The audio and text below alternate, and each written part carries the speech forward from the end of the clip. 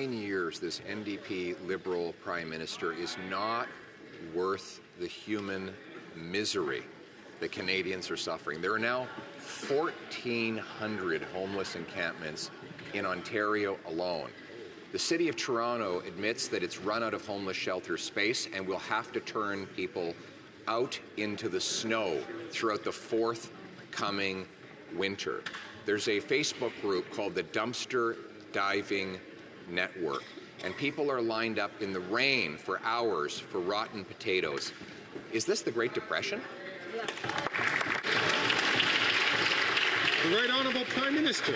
Mr. Speaker, we've all seen the cozy relationship that the Leader of the Opposition has with a number of Conservative premiers across the country. I would ask him to use his significant influence over those Conservative premiers to ask them to accept the money that the federal government is putting on the table to help with homeless encampments. A month ago, we asked each province and territory to partner with us to help find shelter for those living in encampments. Alberta, Ontario, and Saskatchewan have not yet formally responded to us to end encampments in their respective jurisdictions. I ask the Leader of the Opposition if he cares about this indeed, to stop playing politics and start up.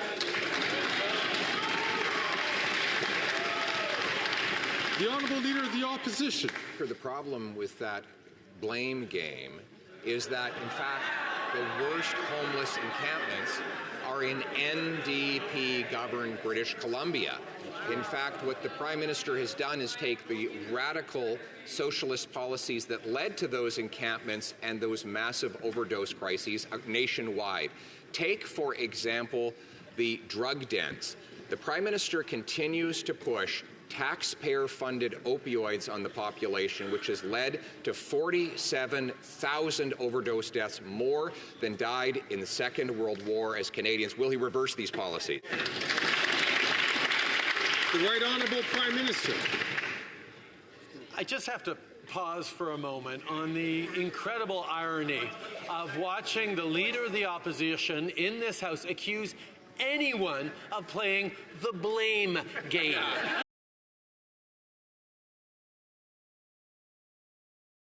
He has made his entire career as leader and 20 years as a parliamentarian about playing the blame game. It's about time he started taking responsibility for the members of his caucus and take responsibility for putting forward solutions that will actually help Canadians instead of offering cuts and pointing fingers and empty slogans.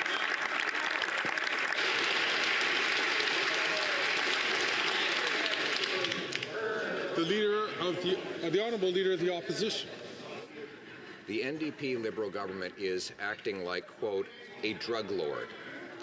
Those are the words of Masha Krupp, a mother who lost her daughter to an overdose. That daughter, Larissa, was given taxpayer-funded opioids. Now her son is addicted to the same government-provided drugs. This radical policy, which this Prime Minister pioneered and expanded with the help of the NDP, has taken thousands of lives. Will he stop acting like, quote, a drug lord and put the money into treatment and recovery? The Right Honourable Prime Minister. Mr. Speaker, we're using all the tools at our disposal to save lives and keep communities safe for everyone.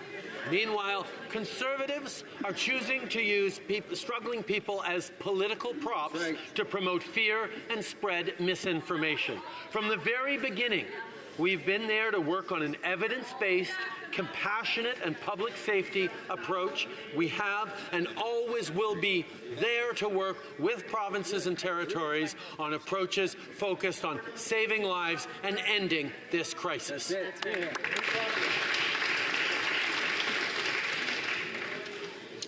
L'honorable député de Laval-Les-Îles. The Honourable Member for Laval-Les-Îles. Mr. Speaker, the fight against foreign interference is a priority for our government and for Canadians. Canadians deserve leaders who will take all necessary measures to protect them. However, the Conservative leader is simply finding excuses to avoid his responsibilities. He is refusing to get his security clearance.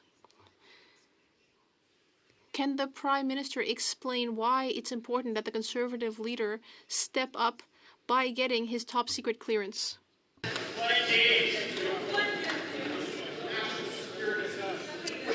Le très honorable Premier ministre. Je remercie le député de Laval. The Right Honourable Prime Minister, I'd like to thank the member for this important question. It's a question that many Canadians are wondering about, and in fact, many Conservative MPs even are asking themselves this question. The Leader of the Opposition is trying to score points on the matter of foreign interference, and yet he is refusing to get his security clearance at a time when more than ever all party leaders should take these threats seriously. He is not showing serious leadership. Canadians deserve better. What does the Conservative leader have to hide? Why does he not get his security clearance?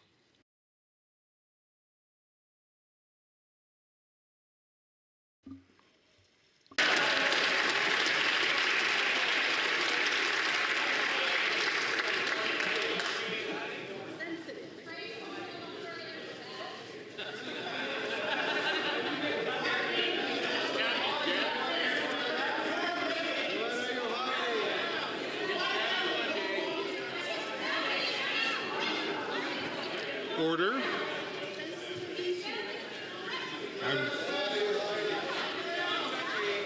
I'm going to ask all members not to take the floor unless recognized by the Speaker. I've asked the honourable member from Wellington Halton Hills, who is a very respected member in this House, please not take the floor. Not take the floor.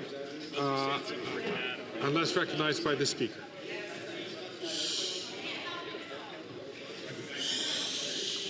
That goes both ways. The honourable member, the honourable Leader of the Opposition. For 9 years, this NDP Liberal Prime Minister is not worth the cost, crime, or corruption. We now know that his deficit this year will be $7 billion, or 20% bigger than his finance minister claimed in the budget only 6 months ago. Where's the money going? Well, we know that $400 million was directed by Liberal appointees to their own companies in what involved 186 conflicts of interest. Now the Prime Minister has paralyzed Parliament for 2 weeks to cover it up and deny police the evidence. Will he hand it over to the cops so that we can put the bad guys in jail and get our money back?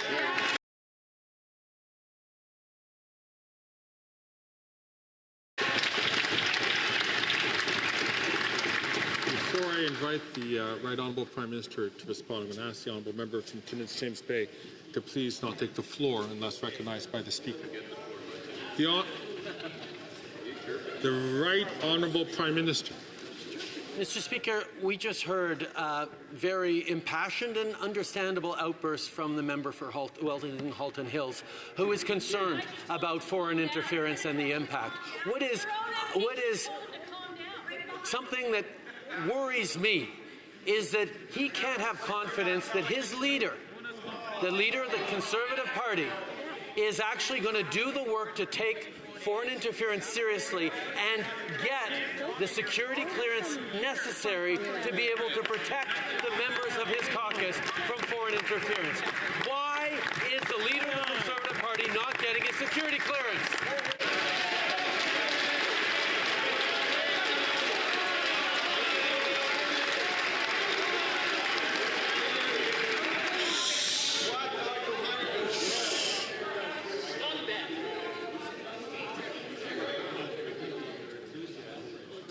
The Honourable Leader of the Opposition. Because this Prime Minister will not gag me the way he's gagging his 24...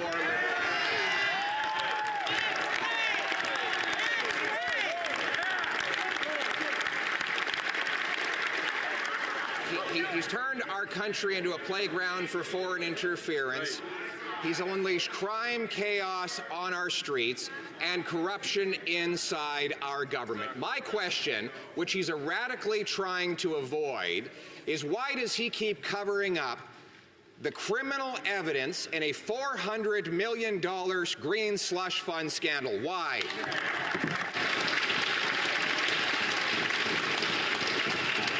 The Right Honourable Prime Minister. Mr. Speaker, The Leader of the Opposition is about to get up one more time in this House to say some words. I recommend that at this point he choose those words to apply to explaining to Canadians why he will not get the necessary security clearance from our national intelligence agencies to be able to protect not just his party and their institutions and their members, but all Canadians.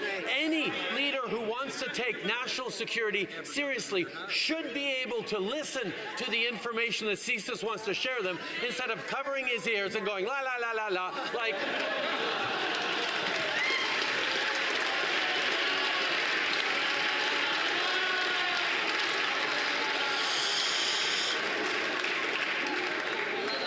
Order.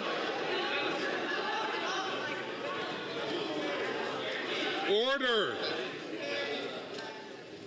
The honourable member from Wellington Halton Hills. Mr. Speaker, I'll tell you the briefing the Leader of the Opposition will take. He'll take the same kind of briefing the Washington Post got on classified information from the National Security and Intelligence Advisor and the Deputy Minister of Foreign Affairs. He'll take the same briefing that I got under Section 12.1 of the CSIS Act, threat reduction measures to reduce threats to the security of Canada. He'll take the same classified briefing that the Prime Minister has been all too willing to give to this House when it suits him, such as the classified information he revealed about Mr. Najjar's killing a year ago and other classified information revealed in the last several weeks about India. That's the kind of briefing the Leader of the Opposition will take.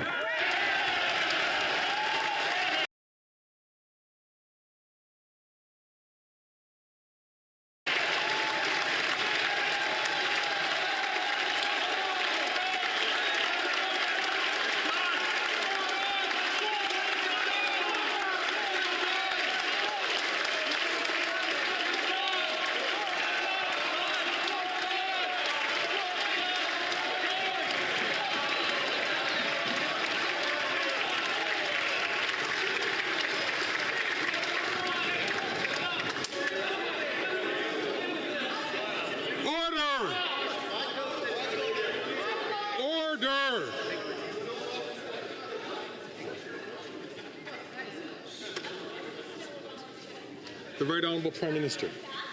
Mr. Speaker. Lakelands. The Honourable Member from Lakelands. What about the Minister of Labour? The Right Honourable Prime Minister.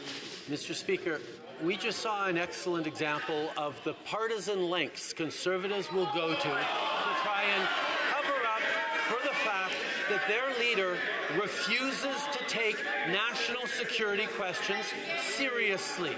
He has repeatedly refused offers by our national security agencies to give him the necessary clearances to be able to see the scope and breadth of threats to Canadians through foreign interference. He pretends to take issues of national security seriously, but it's only for partisan purposes, not for protecting Canadians.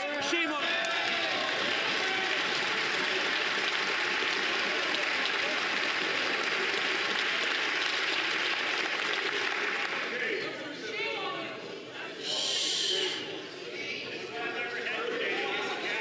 Order.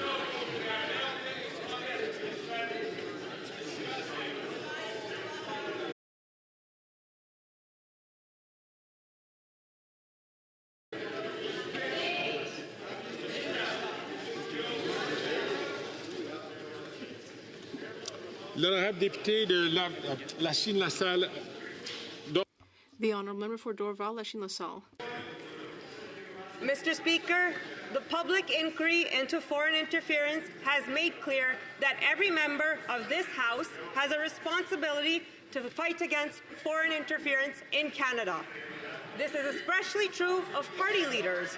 It is imperative that all leaders be equipped with the necessary security clearances and information so that they can make responsible decisions to protect our precious democracy. The Conservative leader refuses to do so. Can the Prime Minister shed light on why it is important to get such clearance? Thank you.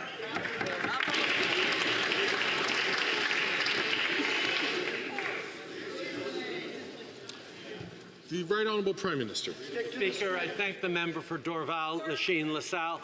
Canadians should be alarmed by the Conservative leader choosing to ignore risks to his own party and to our country.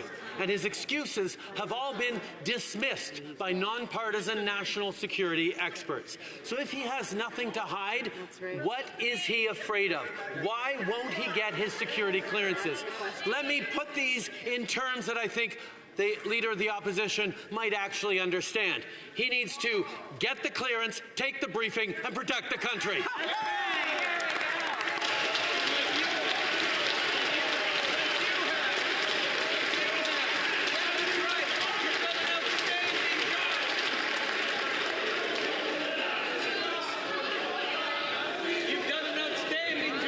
Order.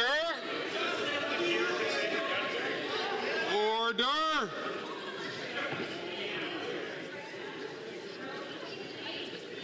The honourable member from Vancouver, Kingsway. Mr. Speaker, the U.S. government has fined TD Bank over $3 billion after they pled guilty to money laundering charges. Wow. This case raises serious questions about federal oversight of Canadian banks and undermines our global reputation. Working Canadians have to play by the rules, but when banking executives put profits above the law, this government looks the other way. Exactly. What have the Liberals done to address the repeated criminal actions of TD Bank? Yeah. Good question. The Right Honourable Prime Minister. We are, of course, very concerned by the actions of TD Bank in the United States. We make sure every single day that banks in Canada behave by following all the rules. We have continued to strengthen financial oversight, and we're making sure that there is full accountability for those responsible for this wrongdoing in the United States. Hear, hear. L'honorable député de Richmond. The Honourable Member for Richmond North Nebraska. Mr. Speaker, I have a simple question that just requires a little bit of political action. When someone goes to Tim Hortons